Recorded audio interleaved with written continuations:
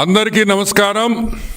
మీకు అందరికీ గుర్తుంటుంది, మార్చిలో ఈ సంవత్సరంలో మార్చ్ 17వ తేదీ నేను ఒక ప్రెస్ మీట్ పెట్టా ఇదే స్పాట్లో.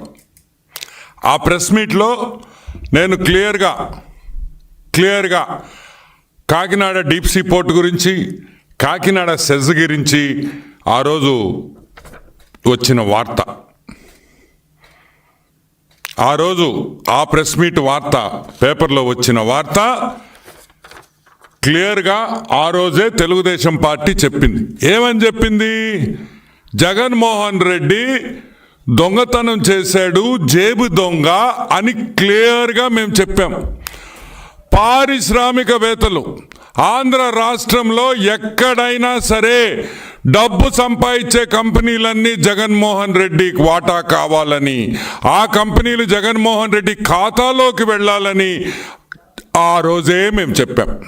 కానీ మా మాట ఎవ్వరూ నమ్మల. కానీ ఈరోజు ఛార్జ్ షీట్ ఫైల్ అయింది. ఈరోజు ఏకంగా సిఐడి ఛార్జ్ షీట్ పెట్టింది. ఎవరి మీద పెట్టింది, ఎందుకు పెట్టింది, కాకినాడ సెజ్ ఏంది, కాకినాడ డీప్ సీ పోర్ట్ ఏంది అనే రెండు విషయాలు ఈరోజు మనం మాట్లాడుకుంటాం. First let me start with Kakinada deep sea port. Kakinada SEZ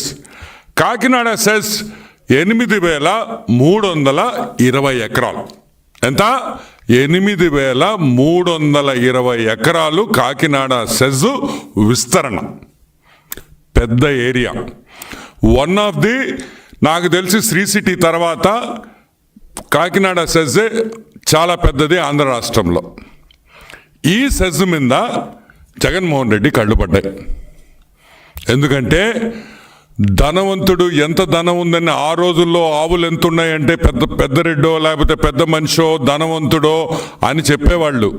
ఇప్పుడు భూములు ఎంత ఉంటే అంత ధనవంతుడు అనే విషయం మీరందరూ గుర్తుపెట్టుకోవాలి. ఫిబ్రవరి 28, 2012లో గవర్నమెంట్ ఆఫ్ ఇండియా కాకినాడ సెజ్కి 2012లో కాకినాడ సెజ్కి 8,320 ఎకరాలు ఇచ్చింది. దిగారు జనాలు. పందులు, చిన్న పంది, పెద్ద పందికి చిన్న పంది పుట్టద్ది. పెద్ద పందులు ముసిలి పందులు అయిపోయినాయి అని చిన్న పందులన్నీ రూట్లోకి వచ్చినాయి. ఈ చిన్న పందులు? విక్రాంత్ రెడ్డి, విక్రాంత్ రెడ్డి, వైవి సుబ్బారెడ్డి కొడుకు శరత్ చంద్రారెడ్డి. ఎవరి శరత్ చంద్రారెడ్డి? మన పొట్టోడు వియంకుడు అన్న. ఏ పొట్టోడు? పొట్టి సారాయి రెడ్డి అల్లుడు అన్న. ఇదే శరత్ రెడ్డి తీహార్ జైల్లో 6 నెలలు ఉండేసి వచ్చాడు లిక్కర్ స్కామ్లో. ఇంకెవరు? The great Vijayasai Reddy, MP. పొట్టి సారాయి రెడ్డి కూడా ఈరోజు ఈ ఎఫ్ఐఆర్లో పెట్టారు. ఎందుకు పెట్టారు? ఎందుకంటే అరబిందో అనే కంపెనీ, ఏ కంపెనీ దీంట్లో వాటా కొనిందో ఆ అరబిందో వియంకుడు విజయసాయి రెడ్డి, పొట్టి సారాయి రెడ్డి కాబట్టి అని మీకు అందరికీ మనవి చేస్తున్నా. కత్తులు పెట్టారు, గన్నులు పెట్టారు, బెదిరించారు, మీటింగులు పెట్టారు, ఇంటికి రమ్మన్నారు ఆ కేవీ రావు గారిని. కేవీఆర్ గ్రూప్ అంటాం వాళ్ళని. ఆ కేవీ రావుని ఇంటికి రమ్మన్నారు. ఆ విషయం ఏ విధంగా వీళ్ళు ఆ షేర్స్ దొబ్బేశారో అది నేను కాకినాడ సీపోర్ట్ దగ్గరికి వచ్చినప్పుడు మాట్లాడతా. ప్రస్తుతానికి కాకినాడ సెజ్ గురించి మాట్లాడతాం. ఓకే, కాకినాడ సెజ్ 8,320 ఎకరాలు. ఎంతకు కొన్నారో తెలుసా? వాటా, కేవీ రావు వాటా దాంట్లో 48.74%లో ఆయనకి ఆల్మోస్ట్ 2,011 ఎకరాలు, 4,011 ఎకరాలు కేవీ రావు గారి కేవీఆర్ గ్రూప్కి ఉంది. ఈ 4,000 ఎకరాలు ఎంత కొన్నారో తెలుసా? గెస్ చేయండి. 12 కోట్ల రూపాయలు. 4,011 ఎకరాలు 12 కోట్ల రూపాయలకి బెదిరించి, తుపాకీ పెట్టి బెదిరించి ఈ హాఫ్ టికెట్ జగన్మోహన్ రెడ్డి ఈ డబ్బులు 4,000 ఎకరాలు కొట్టేశాడనే విషయం మీరు అందరూ గుర్తుపెట్టుకోవాలి. అంటే కాకినాడ పోర్ట్ పక్కన 29,917 రూపాయలకి 1 ఎకరా కొన్నారు. ఈరోజు జగన్మోహన్ రెడ్డి నేను అడుగుతున్నా, పొట్టి సారాయి రెడ్డిని అడుగుతున్నా, భారతదేశంలో ఎక్కడైనా సరే 29,000కి 1 ఎకరా దొరకద్దా? 29,000కి 1 ఎకరా భారతదేశంలో ఎక్కడైనా దొరకద్దా అని మేము అడుగుతున్నాం. ఏమి కేవీ రావుకి అంత ప్రేమ మీ మీద? అంటే పొట్టి సారాయి రెడ్డి, జగన్మోహన్ రెడ్డి లావు పొడుగనే? పొడుగైతే కాదు, లావు అయితే కాదు. మరి ఏమి చూసి నీకు 29,000 రూపాయలకి 1 ఎకరా ఇచ్చారు? నీలో ఏముందని ఇప్పుడు నేను అడుగుతున్నా. పొట్టి సారాయి రెడ్డి, జగన్మోహన్ రెడ్డిని ఇద్దరిని అడుగుతున్నా. జగన్మోహన్ రెడ్డి, నీకు బెంగళూరులో ప్యాలెస్ ఉంది కదా, ₹1,00,00,000 ఇచ్చేస్తానాక ఇచ్చేస్తావా అని అడుగుతున్నా. నీ బెంగళూరులో ఉండే ప్యాలెస్ నాకు ₹1,00,00,000 ఇస్తావా? లేదు తాడేపల్లిలో నీ కొంప ₹1,00,00,000 నాకు ఇస్తావా? లేదు విజయసాయి రెడ్డికి హైదరాబాదులో 1.5 ఇళ్ళు, 1.5 ఎకరా ఇళ్ళు ఉంది, 55,000కి నాకు ఇచ్చేస్తావా? 60,000 వేసుకో. మీరు బెదిరించకపోతే, మీరు గన్ను పెట్టకపోతే ఏ పిచ్చోడైనా 4,000 ఎకరాలు 12 కోట్లకి ఇస్తాడా అని మేము అడుగుతున్నాం. సరే, ఆ 12 కోట్లు పక్కన పెడదాం కొంచెంసేపు. దీనికి పేమెంట్ ఎట్ట చేశారు తెలుసా? మీరు బిత్తరపోతారు. చెక్ పేమెంట్ చేశారు. ఏది?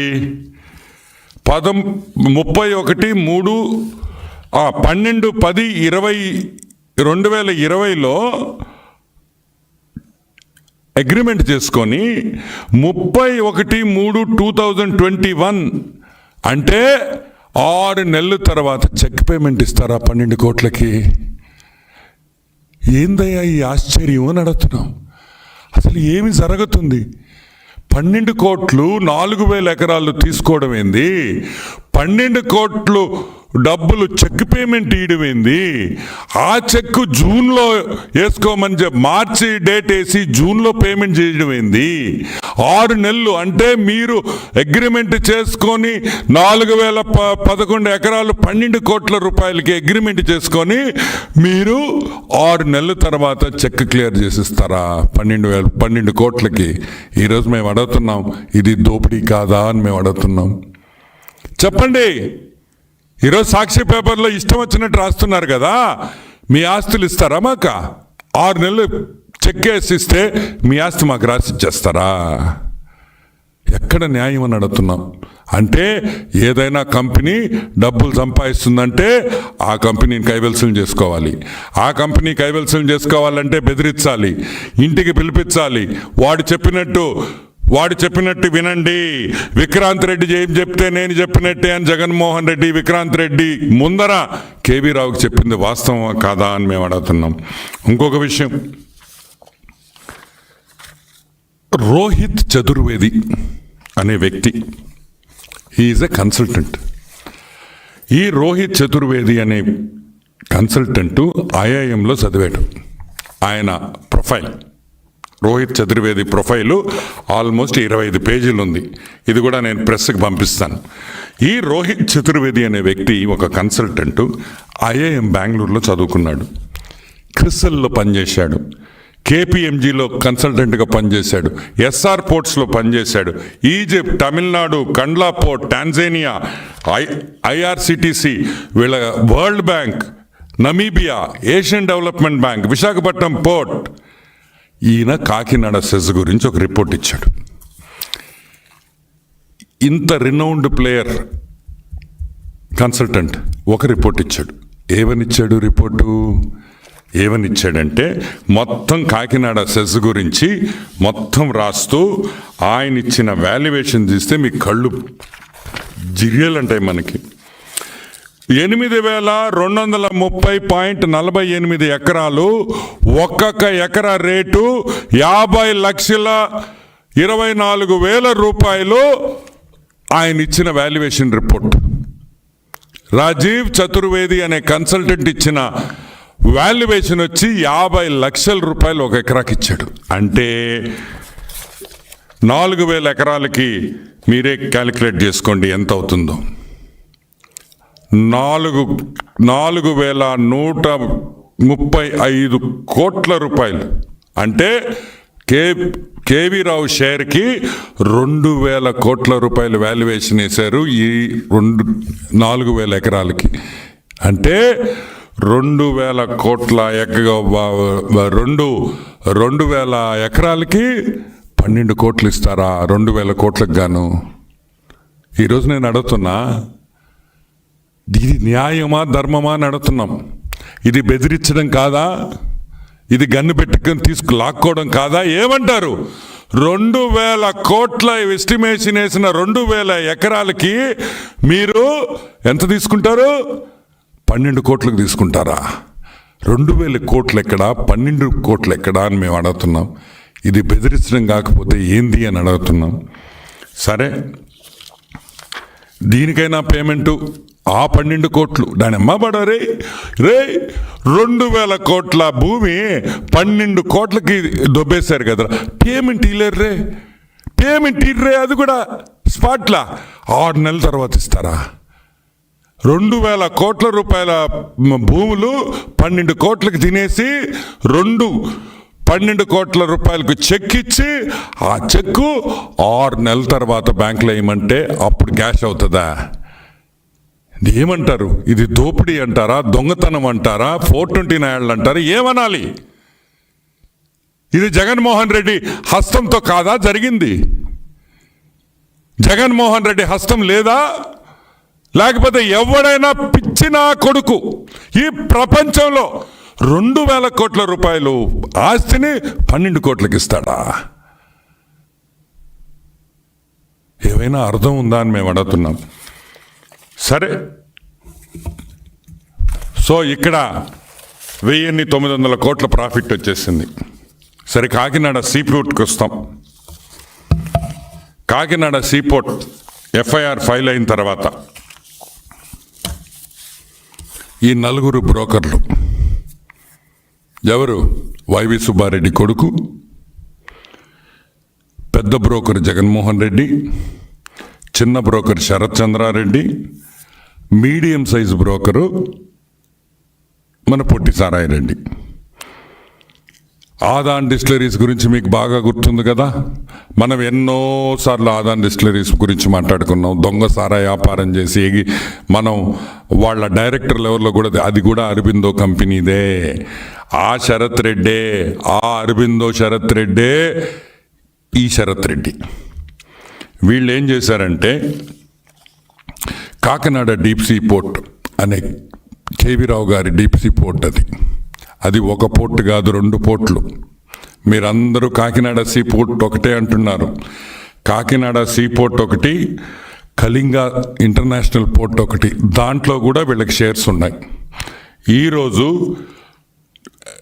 కాకినాడ సీ పోర్ట్ ఒక్కటే 451 కోటి నుంచి 530 కోట్ల రూపాయలు యావరేజ్ ఎర్నింగ్స్ ఈ సంవత్సరం, లాస్ట్ ఇయర్. అదే కాకుండా ప్రీవియస్గా ఆ కంపెనీ బిఫోర్ ట్యాక్సెస్ 290 కోట్ల నుంచి 330 కోట్ల వరకు సంపాదించింది. అంటే ఆదాయం, బిఫోర్ ట్యాక్సెస్ వచ్చిన ఆదాయం యావరేజ్ చూసుకుంటే 350 crores ఒక సంవత్సరానికి సంపాదించిన పోర్ట్ అది. ఈరోజు మేము అడుగుతున్నాం, అంత బ్రహ్మాండంగా జరుగుతున్న పోర్టు ఎవడైనా షేర్లు అమ్ముకుంటాడా? లాస్లో ఉండే కంపెనీని మనం షేర్లు అడిగితే లాస్లో ఉండే కంపెనీని మనం కొనుక్కోవచ్చు. నష్టాల్లో ఉండే కంపెనీని మనం కొనుక్కోవచ్చు, కానీ బ్రహ్మాండంగా లాభాల్లో ఉండే కంపెనీ ఎవ్వడు కూడా తక్కువ రేటుకి అమ్మడనే విషయం మనం అందరం గుర్తుపెట్టుకోవాలి. నేను ఒకటే చెప్తున్నా, బాగా ఆలోచించండి మీరందరూ. కాకినాడ డీప్ సీ పోర్ట్ని కైవల్సం చేసుకునేదానికి ఎంత మోసం చేశారో కూడా మీకు అందరికీ నేను మనవి చేస్తూ ఉన్నా. ఏమయ్యా, కాకినాడ డీప్ సీ పోర్ట్ మీకు కావాలనుకున్న తర్వాత వెంటనే రంగంలోకి శ్రీకాంత్ రెడ్డి దిగుతాడు, శరత్ రెడ్డి దిగుతాడు, కేవీ రావుని బెదిరిస్తారు. గవర్నమెంట్ నుంచి ఎటువంటి కోఆపరేషన్ ఉండదు. అసలు గవర్నమెంట్ పట్టించుకోదు ఆ పోర్ట్ని, ఏమడిగినా లేవంటాయి. ఆ మాయన ఒక కంపెనీని దింపుతారు, ఒక ఆడిటర్ని దింపుతారు, ఇంకొక పెద్ద బ్రోకర్ ఆడిటర్ వాడు పీకేఎఫ్ శ్రీధరన్ సంతానం అనే ఒక కంపెనీ చెన్నై నుంచి వస్తుంది. ఆడిటింగ్ మొదలు పెట్టద్ది, మొత్తం లెక్కలు చూస్తారు. 20 రోజుల లోపలే ఇంకో కంపెనీ వస్తుంది. ఏం దాని పేరు? క్రాల్ ఇండియా, ముంబై నుంచి. అంటే ఒకే కంపెనీని ఆడిట్ చేసేదానికి 2 కన్సల్టెంట్లు 28 రోజులు తేడాలో 28 రోజులు వాడు ఒక సైడ్ చేస్తున్నాడు, వీడు ఒక సైడ్ చేస్తున్నాడు. వీళ్ళిద్దరూ కాగితాలు నలిపి తిని చదివి 1,000 కోట్ల రూపాయలు కట్టాలి గవర్నమెంట్కి అన్నారు. ఎంత? 1,000 కోట్లు. యాడ్ నుంచి కడతాడు కేవీ రావా? 1,000 కోట్ల రూపాయలు నువ్వు గవర్నమెంట్కి కట్టాలి. నువ్వు గవర్నమెంట్కి కట్టకపోలేని పరిస్థితుల్లో మేము కేసులు పెడతాం, లేదంటే ఆ వాటా మాకిచ్చేసేయి. సరే, అక్కడికి ఆగిందా? లేదు. షిప్పింగ్ ఏజెంట్లు ఎవరు? పోర్ట్లో పనిచేసే షిప్పింగ్ ఏజెంట్లు ఉంటారు. ఏ కంటైనర్ పోవాలన్నా, ఏ కంటైనర్ రావాలన్నా దాన్ని హ్యాండిల్ చేసేది షిప్పింగ్ ఏజెంట్లే. ఆ షిప్పింగ్ ఏజెంట్ల మీద కూడా భయపడ్డారు. వాళ్ళ కాగితాలన్నీ అడిగారు, వాళ్ళ లెక్కలన్నీ అడిగారు. బోత్రా షిప్పింగ్, శరత్ షిప్పింగ్, బెలేర్ లాజిస్టిక్స్, వీళ్ళను కూడా బెదిరించారు. వీళ్ళ కాగితాలన్నీ లాక్కున్నారు. అన్నీ ఎందుకు చేశారో తెలుసా? అన్నీ ఏ విధంగా ఆ పోర్టు, ఆ షేరు, కేవీ రావు వాటా 41% అమ్మే వరకు గొంతు మీద కత్తి పెట్టి వీళ్ళు తీసుకున్నారనే విషయం మీకు అందరికీ మనవి చేస్తూ ఉన్నా. సరే, ఇది బాగుంది. అసలు విషయానికి వస్తాం, ఎందుకంటే ఇది ఆల్మోస్ట్ నేను 5-6 సార్లు చెప్పేశాను కాబట్టి. So will come to the next topic. ఈరోజు మీ ఇళ్ళు అమ్మాలంటే, మీ ఇళ్ళో నా ఇళ్ళో ఎవరైనా ఇళ్ళు అమ్మాలనుకుంటే రేటు నువ్వు చెప్తావా, కొనుక్కునేవాడు చెప్తాడా? నీ రేటుకి, నాకు నచ్చిన రేటుకి నా ఇళ్ళు అమ్ముకునేటప్పుడు నీకు ఇష్టం ఉంటే కొంటావు, ఇష్టం లేకపోతే కొనవు, అంతే కదా. మీ ఇళ్ళు అమ్ముకుంటే ఎదుటాడు 5 రూపాయలు అంటే ఇచ్చేస్తావా? 1 కోటి రూపాయలు ఇళ్ళినాయి ఇవి కదా. నాకు నా ఇల్లు విలువ ఇంత, ఈ విలువ నాకు ఇస్తేనే నేను నా ఇల్లు నీకు అమ్ముతానని చెప్తాం.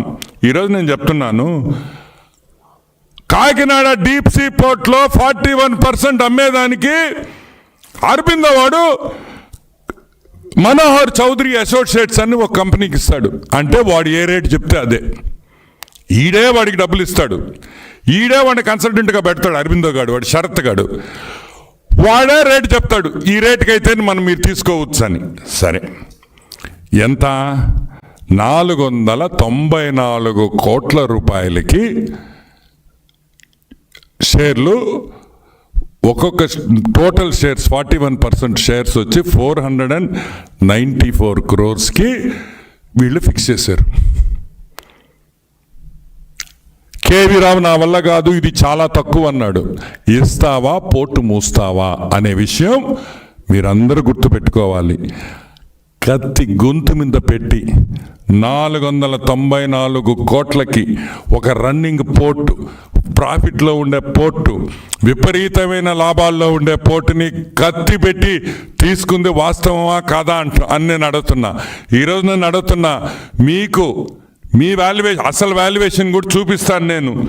మీరు ఆ షేరు 494 కోట్లకి ఎప్పుడు ఫిక్స్ అయిపోయిందో, ఎప్పుడు షేర్ వాల్యూ ట్రాన్స్ఫర్ అయిపోయిందో, 1000 కోట్ల రూపాయలు వేసిన ఫైను, కట్టాల్సిన డబ్బులు 8 కోట్లు వెళ్ళిపోయింది. 1000 ఎక్కడా, 8 కోట్లు ఎక్కడా అని నేను మనవి చేస్తా ఉన్నా. ఇది కరెక్టా?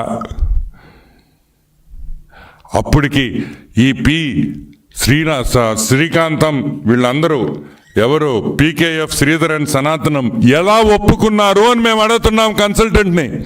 అసలు మెడ్రాస్ నుంచి కన్సల్టెంట్లు ఇక్కడికి రావడం ఏంది? ఆంధ్రాలో కన్సల్టెంట్లు లేరా?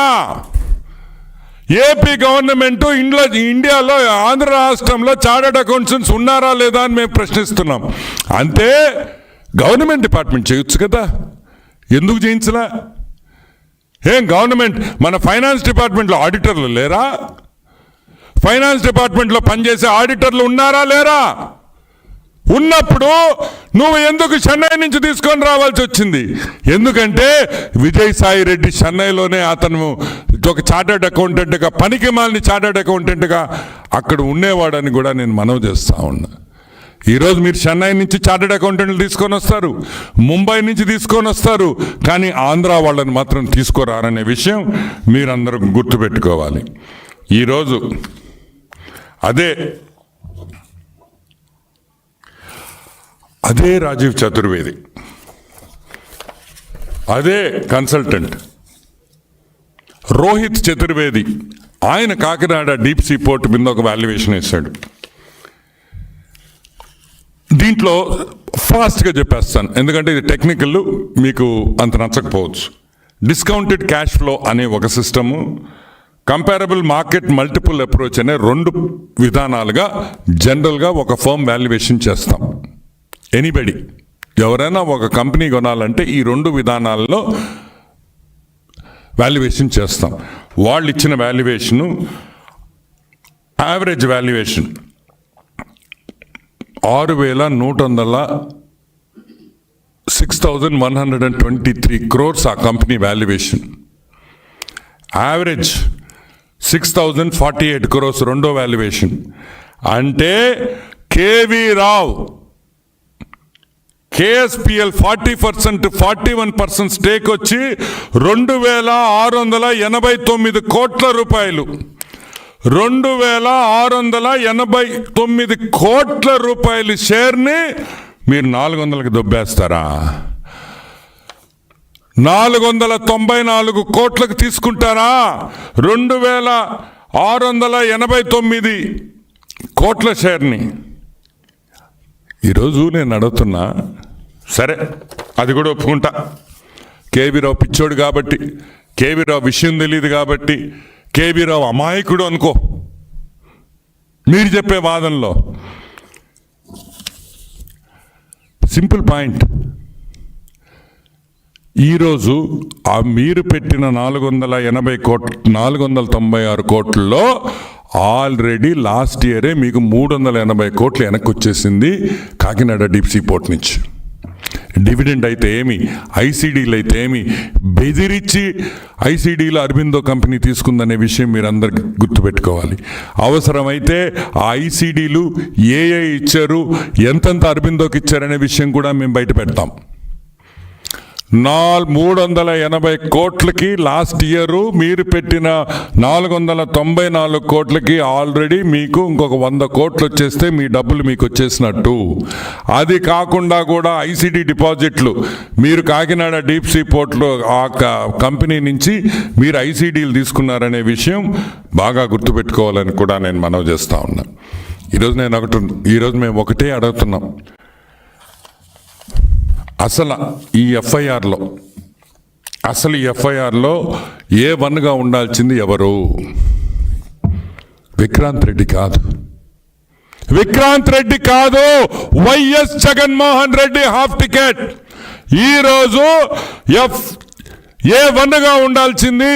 ఈ విషయం నేను సిఐడి డిపార్ట్మెంట్కి, డిఐజీ గారికి, డీజీపీ గారికి అందరికీ నేను మనవి చేస్తున్నా. కర్త క్రియ అన్నీ కూడా వైఎస్ జగన్మోహన్ రెడ్డి అనే విషయం గుర్తుపెట్టుకోండి. వైఎస్ జగన్మోహన్ రెడ్డి అండ లేకపోతే కేవీ రావు ఈరోజు ఈ పరిస్థితుల్లో ఉండేవాడు కాదని కూడా నేను మనవి చేస్తూ ఉన్నా. ఒక్కసారి గుర్తుపెట్టుకోండి, వెంటనే ఎఫ్ఐఆర్లో వైఎస్ జగన్మోహన్ రెడ్డి A1 కింద నమోదు చేయాలి. ఎందుకంటే ఇది జరిగిన ఈ కుట్ర తాడేపల్లి ప్యాలెస్లో బయట కాదని కూడా నేను మనవి చేస్తున్నా. 1000 కోట్లు 8 కోట్లు అయిందంటే, ఫైన్ అయిందంటే అది జగన్మోహన్ రెడ్డి హస్తం కాకుండా ఏ విధంగా అయిందనే విషయం మేము ఈరోజు ప్రశ్నిస్తున్నాం. వెంటనే వైఎస్ జగన్మోహన్ రెడ్డి A1గా ఈ కేసులో ముద్దాయి వేసి వెంటనే అరెస్ట్ చేసి అతని ఇంట్రాగేషన్ చేసి వాస్తవాలన్నీ బయటకు తీసుకురావాలని కూడా ఈరోజు మేము డీజీపీ గారిని కోరుతున్నాము. ఇంకొక విషయం కూడా, ఇట్ ఈస్ నాట్ ఏదో డబ్బులు కంపెనీలు కాదు. ఈరోజు ఆంధ్ర రాష్ట్రంలో ఒక్క ఇండస్ట్రియలిస్ట్ని మనం రమ్మంటే వణికిపోతున్నారు భయంతో అని కూడా నేను మనవి చేస్తా ఉన్నా. ఈరోజు ఎవరినైనా పెద్ద కంపెనీ వాళ్ళకి రాండి అంటే మాకు ఇక్కడ స్వేచ్ఛ లేదు, భయము. ఈ విధంగా జరిగింది. జగన్మోహన్ రెడ్డి టైంలో కత్తులు గిత్తులు బెదిరింపులు డబ్బులు. మేము ఇక్కడ ఈ ఊరంటేనే ఆఖరాకి పెద్ద ఆఫీసర్స్ కూడా వచ్చేదానికి సిద్ధంగా లేరంటే ఈరోజు చంద్రబాబు నాయుడు గారు బతిమలాడాల్సి వస్తుంది. ఈరోజు ఏపీ గవర్నమెంట్ ఇండస్ట్రియలిస్ట్ని బతిమలాడే పొజిషన్లో మేము ఉన్నామని కూడా నేను మనవి చేస్తా ఉన్నా. మేము రాము లేదు, మారిపోయింది, ఇక్కడ స్వేచ్ఛ ఉంది, రాండి మీరు ఇండస్ట్రీస్ పెట్టుకోండి అని కాళ్ళు పట్టుకునే పరిస్థితుల్లో ఈరోజు ఈ ప్రభుత్వం ఉందని కూడా నేను మనవి చేస్తా ఉన్నా. ఇంకొక విషయం, నెలలు వద్దు, అన్ని ప్రూఫ్లు ఉన్నాయి. ఏ విధంగా జరిగింది మేము ఎప్పుడో చెప్పాం. వెంటనే వీళ్ళని అరెస్ట్ చేసి వెంటనే వీళ్ళు మళ్ళీ రకరకాలుగా కోర్టులకు పోయి సుప్రీంకోర్టుకు పోయి ఈ నాటకాలన్నీ లేకుండా వెంటనే దీన్ని క్లోజ్ చేసి వీళ్ళని జైల్లో పెట్టాలని కూడా నేను డీజీపీ గారిని మనవి చేస్తున్నా. ఎందుకు పెట్టాలి? ఒక ఇండస్ట్రియలిస్ట్ తప్పు చేసిన వాళ్ళు జైలుకి పోతే మిగతా ఫ్యాక్టరీలు పెట్టుకునేవాళ్ళు, మిగతా ఇండస్ట్రీస్ పెట్టుకునేవాళ్ళు కొంచెం ధైర్యం వస్తుంది. జగన్మోహన్ రెడ్డి నిజ స్వరూపం బయట పెట్టాలని మనస్ఫూర్తిగా కోరుకుంటున్నాను. Any questions? కేవీ రావు సైలెంట్గా ఎన్ని రోజులు ఎందుకున్నారు? కేవీ రావు సైలెంట్గా ఉండేడు కాబట్టే భూమి మీద ఉన్నాడు. కేవీ రావు సైలెంట్గా లేకుండా అని బాగుంటే అని కంప్లైంట్ వేసుంటే ఈరోజు దాన్ని ఏమంటారు, 3వ సంవత్సరం దినం ఏమంటారా, వర్ధంతి, 3వ వర్ధంతి చేసుకునేవాడు. కేవీ రావు తెలివిగల్లోడు కాబట్టి, ప్రాణం మీద ఆశ ఉండింది కాబట్టి, బతకాలని ఉండింది కాబట్టి అన్నీ మూసుకొని, అన్ని పైన కింద అన్నీ మూసుకొని గమ్ముగా ఉండేడు కాబట్టే ఈరోజు కేసు పెట్టగలిగాడు అనే విషయం మీరందరూ గుర్తుపెట్టుకోవాలి. ఇంకొక విషయం, ఈరోజు సాక్షి చూస్తుంటే నవ్వు వచ్చింది. మా పొట్టోడు ఫోటో వేసి తెలుగు సినిమా మసాలా స్క్రిప్టు, తనపై నమోదైన ఎఫ్ఐఆర్పై విజయసాయిరెడ్డి, కేవీ రావు బెదిరించినట్లు ఆధారాలు ఉన్నాయా? ఇప్పుడు నేను ఒకటి అడగతా, అరే బెదిరించినట్లు ఆధారాలు ఉన్నాయి, ఇప్పుడు నేను చెప్పిందంతా ఏంది? నీ ఆస్తి అంతా నువ్వు ₹1 రూపాయికి ఇచ్చేస్తారే నాకా? ఇస్తావా? నువ్వు ఇస్తావా? మీ హాఫ్ టికెట్ జగన్మోహన్ రెడ్డి ఇస్తాడా? అంటే ₹1 ఆస్తి రూపాయికి ఇచ్చేస్తా. నీ కొంప రాసిచ్చి హైదరాబాద్లో చెక్ పంపిస్తా, 6 నెలల తర్వాత వేసుకొని నేను కొంటా నీ ఆస్తి, కానీ 6 నెలల తర్వాత రూపాయికి. ఇవన్నీ మాటలు కాదు. కాకినాడ ఇదిగో ఇంకొకటి, అంతా బాబు కుట్ర, డబ్బులు తినేది మీరు, కుట్ర మాత్రం బాబుది. ఈరోజు మేము అడుగుతున్నాం, ఒక పోర్టు సక్సెస్ఫుల్గా నడిపే పోర్టుని కూట్నీళ్ళకి కూట్నీళ్ళకి కొనేశారు మీరు. కూట్నీళ్ళకి కొని అది బాబు కుట్రా, బాబు గారికి ఏం సంబంధం అని మేము అడుగుతున్నాం. ఈరోజు కేవీ రావు వచ్చి ఈ విధంగా బెదిరించారని చెప్పారు కాబట్టే ఈరోజు ఎఫ్ఐఆర్ నమోదైంది. అయినా కానీ నాకు మాత్రం ఒక నమ్మకం ఉంది, ఇది కాకపోయినా తొందరలో వేరే కేసులో నువ్వు డెఫినెట్గా జైలుకి పోతావని కూడా నేను మనవి చేస్తూ, ఇంకేమన్నా ఉన్నాయా?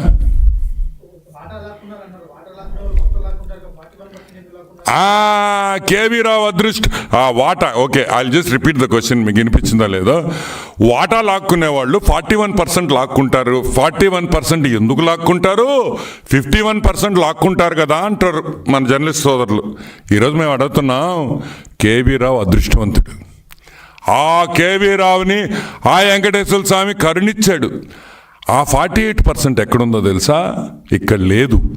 48% అమెరికన్ సిటిజన్స్ దగ్గర ఉంది, అమెరికా కంపెనీస్లో ఉంది, అమెరికా నేషన్లోనూ ఉంది. ఆ అమెరికాలో 48% ఉంది కాబట్టే ఈరోజు ఇంకా కేవీ రావు ఆ కంపెనీలో ఉన్నాడు. లేకపోతే Kakinada deep sea port gate కాడ పెట్టించుండేవాడు, మంచి యూనిఫారం వేసి. జగన్మోహన్ రెడ్డి, శరత్ చంద్రారెడ్డి వస్తే సెల్యూట్ కొడతా. ఈ ఒక్కటే గుర్తుపెట్టుకోండి, కేవీ రావు అదృష్టం. కేవీ రావుకి దేవుడు చేసిన మేలు ఆ 48% అమెరికాలో ఉండడం.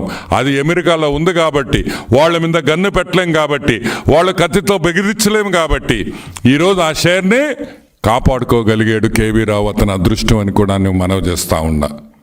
Yeah, anything else?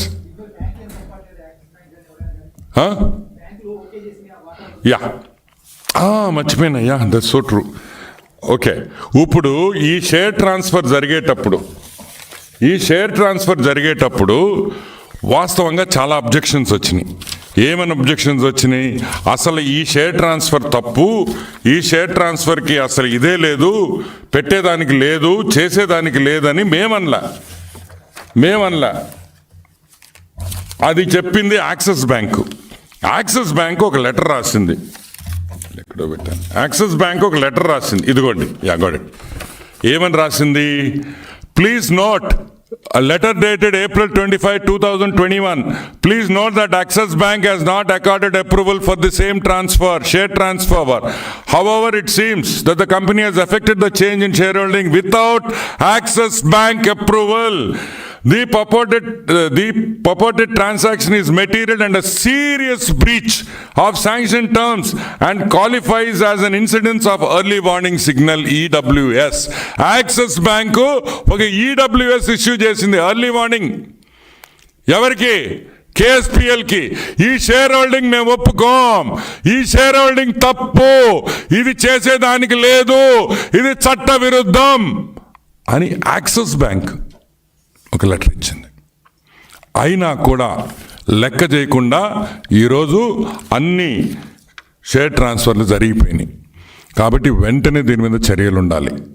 ఇది ఇంకొకసారి ఆంధ్ర రాష్ట్రంలో జరగకూడదు. ప్రభుత్వాలు ఏదైనా ఉండొచ్చు, ఎవరైనా పవర్లో ఉండొచ్చు, కానీ రాష్ట్రానికి వచ్చే ఇండస్ట్రీస్కి సెక్యూరిటీ లేకపోతే ఎవరు వస్తారు, ఎందుకు రావాలా అనే విషయం మనమందరం గుర్తుపెట్టుకోవాలి. దీని మీద వెంటనే యాక్షన్ ఉండాలి. వైఎస్ జగన్మోహన్ రెడ్డి ముద్దాయి నంబర్ 1గా వేయాలి. అదేవిధంగా తాడేపల్లి ప్యాలెస్లో కథ నడిపిన బ్రోకర్ నాయాళ్ళు 2-3 ఉన్నారు. ఒకడు ధనుంజయ రెడ్డి, ఒకడు సజ్జల రామకృష్ణారెడ్డి. ఈ యదవల్ని కూడా ఎఫ్ఐఆర్లో చేర్చాలని మనస్ఫూర్తిగా కోరుకుంటూ సెలవు తీసుకుంటున్నాను. ఎనీథింగ్ ఎల్స్ నా? ఏమైనా ఉన్నాయా? ఓకే.